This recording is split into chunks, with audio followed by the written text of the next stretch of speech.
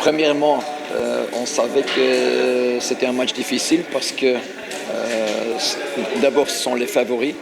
Deux, tu vois bien la main du coach qui a travaillé pendant 2 ans sur un effectif très riche.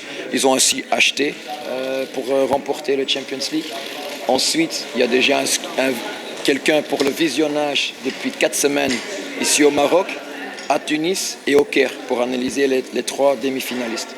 Donc eux, ils ont tout mis sur le Champions League et tu le vois. Comment j'ai vu le match, c'est qu'on a quand même neutralisé pas mal de choses positives chez eux. Quand même, ils ont pu créer parfois 5 contre 3 milieux de terrain avec leur latéral gauche qui se mettait à l'intérieur. Et au début, ça nous créait des problèmes.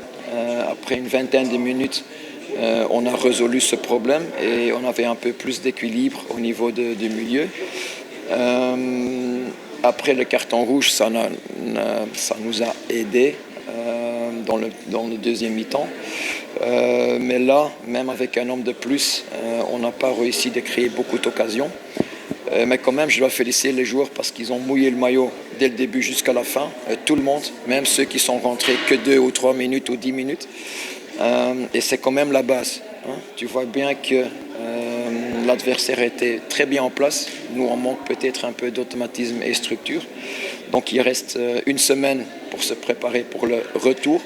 Une semaine de travail, ça change beaucoup parce que ça te donne quand même 5 entraînements de 1h, 1h15. Donc confiant pour sortir. Un peu déçu sur le résultat parce que tu espères plus à domicile. C'est vrai qu'on n'a pas réussi à faire la différence. Mais avec encore une semaine de travail, ça nous donne plus de confiance pour sortir là-bas. Et ce résultat de 0-0, c'est compliqué pour les deux côtés. Type de blessure, non, pas. Je ne peux pas exactement dire, mais je peux vous dire que c'est la jambe plus cheville.